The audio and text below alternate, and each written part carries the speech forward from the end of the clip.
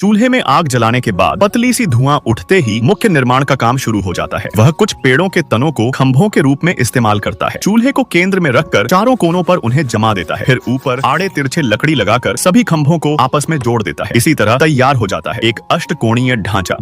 दिखने में भले ही थोड़ा खुरदरा लगे, लेकिन सुरक्षा के लिहाज से यह काफी भरोसेमंद है। आंखों के सामने ही दीवारें तेजी से खड़ी होने लगती हैं। पूरा आश्रय धीरे धीरे अपनी साफ शक्ल ले लेता है। काइल अंदर एक छोटा सा खाने का टेबल बना लेता है ताकि आगे चलकर खाना पीना आसान हो सके। आखिर में बाकी बची हुई मिट्टी भी अच्छी तरह से लगा देता है। 50 की उम्र पार करने के बावजूद काइल के शरीर में अब भी जबरदस्त ताकत है। कुछ मजबूत हाथों के काम से ही छत की जल रोधी व्यवस्था बहुत तेजी से पूरी हो जाती है। लगातार काम करते हुए भी वह जरा भी नहीं रुकता। चारों तरफ की दीवारों पर भी मिट्टी लगाता ही रहता है। काम के बीच अचानक वह एक चूहे पर झपट पड़ता है। चूहा जैसे आंखों में आंख डालकर कह रहा हो, भाई मैं तुम्हारी बीवी नहीं हूँ। काइल हंस पड़ता है और उसे छोड़ देता है। छोटे छोटे कोनों में भी वह इतनी बारीकी से मिट्टी लगाता है कि सब कुछ देखने में पूरी तरह स्मूथ लगने लगता है। कुछ ही देर में मिट्टी से बना एक काफी खूबसूरत घर खड़ा हो जाता है। इस सर्दी में अब ठंड की कोई चिंता नहीं। डिजाइन के मामले में भी काइल काफी सजग है, इसीलिए सामने की तरफ पारदर्शी प्लास्टिक लगा देता है। इससे अंदर अच्छी रोशनी आती है और हर सुबह आंख खुलते ही बाहर बर्फ से ढका हुआ नजारा दिखाई देता है। एक शब्द में कहें तो आंखों को सुकून देने वाला अनुभव। इसी तरह काइल का यह आश्रय